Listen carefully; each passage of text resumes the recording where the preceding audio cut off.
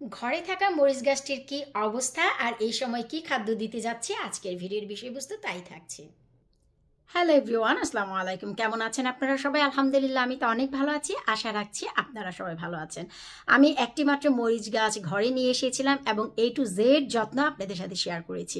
আর বর্তমানে আমি কতটা সাকসেস হয়েছি সেটাও দেখাবো, আর এখন এই সময় কি খাদ্য আমি দিতে যাচ্ছি সেটাও আপনাদের সাথে শেয়ার করব। এই হচ্ছে সেই একটি মরিচ গাছ, বাকি সবগুলো আমি ওভার উইন্টারিং করেছি এবং মেরে ফেলেছিলাম, যা দরকার নেই সেগুলো। আর এই একটি মরিচ গাছে অজস্র মরিচ ছিল, এমনকি অনেক ফুল ছিল। তো আমার টার্গেট ছিল এই মরিচ গাছের মরিচগুলো আমার পাকানো এবং এখান থেকে বীজ বের করা, আর যেই ফুলগুলো ছিল সেই ফুলগুলো থেকে মরিচ বের করা। আলহামদুলিল্লাহ, আমি কিন্তু সফল হয়েছি। দেখতেই পাচ্ছেন, এর আগে আমি এই একটি ভিডিও শেয়ার করেছিলাম যে ন্যাচারালি কিভাবে আমরা এই মরিচ গাছের মাটিতে ইনসুলেট তৈরি করব, গরম তৈরি করব। তো গতকালকে আর আজকে কনজারভেটরিতে গরম ওঠার কারণে আমি প্লাস্টিকটি সরিয়ে দিয়েছি, কালো প্লাস্টিক বিনটি, যেন মাটিতে সরাসরি একটু তাপ পায়। তারপর আমি আবার সেই প্লাস্টিকটি দিয়ে ঢেকে রাখবো, যেন তাপটি ধরে রাখতে পারে। তো এই হচ্ছে বর্তমান মরিচ গাছের অবস্থা। আমি যেই উদ্দেশ্যে ঘরে এনে রেখেছিলাম সেই উদ্দেশ্যটি আমার পূরণ হয়েছে। প্রতিটা মরিচ আমার পেকে গেছে, প্রতিটা মরিচ। আর বাঙালি মানুষ কত লোভী বুঝতেই পারেন, প্রতি ওয়াক্তে খাওয়ার সময় একটি একটি করে আমি নিয়ে খাচ্ছি। তো যাই হোক, এই মরিচগুলো থেকে বীজ বের করে ফেলবো, যেহেতু এটা হচ্ছে সুগন্ধি নাগা বা আজি লেমন। খুবই একটি ফ্লেভারফুল মরিচ, ঝালও চমৎকার, খুবই অন্তরে ধরে। তো এই হচ্ছে বর্তমান অবস্থা। তো বর্তমানে আমি এতে কি খাদ্য দিব? টু বি অনেস্ট, আমি কোনো খাদ্য দিব না, কারণ আমার যে টার্গেট ছিল মরিচগুলো পাকানো, মরিচগুলো পেকে গেছে, আর যেই ফুলগুলো থেকে মরিচ আসার এসে গেছে।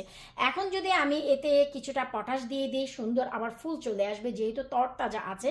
আমি আর চাচ্ছি না, কারণ ফুল আসলেই কিন্তু এখন যেহেতু ডিসেম্বর মাস, তো অবভিয়াসলি এখানে অ্যাফিড পোকাও আসবে। তো আমি ঘরে কোনো কীটনাশক দেই না সারা শীতে। অনেকেই যারা রেগুলার আমার চ্যানেলে ভিডিও দেখো তারা সবাই জানো। তো এই জন্য আমি আর চাচ্ছি না যে এই গাছটা থেকে আর ফলন হোক। তাই আমি এই মরিচগুলো তুলে গাছটাকে ওভার উইন্টারিং করে অন্য কোনো পটে দিব না, এই পটেই ওভার উইন্টারিং করে রাখবো। এবং নেক্সট ইয়ার আমি কিভাবে এই মাটি সরিয়ে নতুন মাটি টপ আপ করে সেম পটে গাছটিকে বাঁচিয়ে রাখি, অবশ্যই আমার এই চ্যানেলটি রেগুলার দেখতে থাকলে তোমরা বুঝতে পারবা। তো এখন যে টার্গেট, আমি মরিচগুলোকে তুলে নিব আর মাটিটাকে উর্বর করব।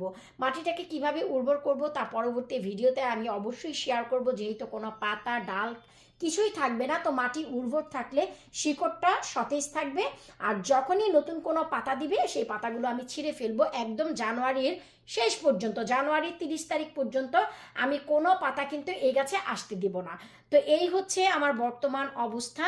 আশা রাখছি তোমরা বুঝতেই পেরেছো। তোমাদের ঘরে যাদের মরিচ গাছ আছে, এইটুকু মাথায় রেখো যে কিছুটা পটাশ দিলেই কিন্তু, পটাশ জাতীয় যে খাবারগুলো আছে আমার চ্যানেলে তোমরা যদি একবার দেখে আসো, ম্যাজিক সার, সেটা যদি দাও, নতুন করে আবার কিন্তু ফুল এবং মরিচ চলে আসবে। যদি তোমাদের মনে হয় বাহিরে নিয়ে গিয়ে তোমরা সপ্তাহে একদিন কীটনাশক দিবা, তাহলে তোমরা ওভার উইন্টারিং না করে গাছটাকে কিছু পটাশ জাতীয় খাবার দিয়ে নতুন করে আবার ফুল ফল আনার চেষ্টা করতে পারো। কিন্তু আমি তা করব না, এই অ্যাফিড পোকার যন্ত্রণায় কিন্তু আমি মরে যাব।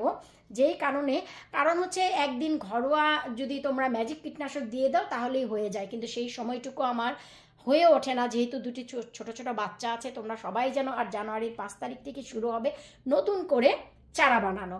সো এইগুলোর পেছনে তার সময় ওয়েস্ট করা যাবে না, তাই এইগুলোকে ঘুম পাড়িয়ে রাখবো আমি একদম জানুয়ারি 30 তারিখ পর্যন্ত। তোমরা যারা ঘরে মরিচ গাছগুলোকে বাঁচিয়ে রেখেছো, মরিচ খেতে চাচ্ছ পুরো উইন্টার ভরে, তাহলে মরিচগুলোকে গাছেই পাকতে দাও, এখান থেকে তুলে তুলে খাও। নতুন করে ফুল আনার জন্য ম্যাজিক সার, তার সাথে হাফ টিস্পুন পরিমাণ অ্যাপসাম সল্ট মিলিয়ে দিয়ে দাও, দেখবা আবারও ফুল দিয়ে ভরে গেছে।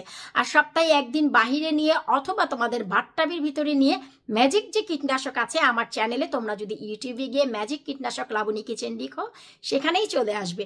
2 থেকে 3টি দ্রবণ পেয়ে যাবা আমার চ্যানেলে। যে কোনো একটি ব্যবহার করলেই সমস্ত পোকা ঝাঁকানাকা। কিন্তু ভাই আমার সেই সময় হবে না, ডিসেম্বর মাস জানুয়ারি থেকেই শুরু হয়ে যাবে চারা করা। তাই এগুলোকে ঘুম পাড়িয়ে রাখলে ফেব্রুয়ারি থেকে যখন নতুন কলি দিবে, মার্চের দিকেই আমি ধীরে ধীরে এগুলোকে বাইরে দিয়ে কিছুটা ইউজ করব, যেন আমি এপ্রিলের ফার্স্ট উইকে আমার ঘরে থাকা গাছগুলোকে বাইরে দিয়ে দিতে পারি। এর জন্য কনজারভেটিভতে রেখেছি, এখানে যেমন গরম পাচ্ছে রাত্রে ঠান্ডাটাও পাচ্ছে। তো এই যে তারতম্য ওয়েদারের, এর জন্য গাছগুলো স্ট্রেসে যাবে না, সরাসরি আমরা এপ্রিলের ফার্স্ট উইকের দিকে বাইরে দিয়ে দিতে পারবো। তবে সেটার জন্য অনেক কাঠখড় পোড়াতে হবে, ইউজ করতে হবে, হার্ডেনিং অফ করতে হবে। সবগুলো A to Z আমি স্টেপ বাই স্টেপ তোমাদের সাথে শেয়ার করব। আর যারা এখনো পর্যন্ত কিভাবে মাটি ইনসুলেট করতে হয়, গরম করতে হয় দেখোনি, এর আগের ভিডিওটা দেখে আসবা, তাহলেই তোমরা তোমাদের প্রশ্নের উত্তর পেয়ে যাবা। বিদায় নিচ্ছে আজকের মতন, আল্লাহ হাফিজ।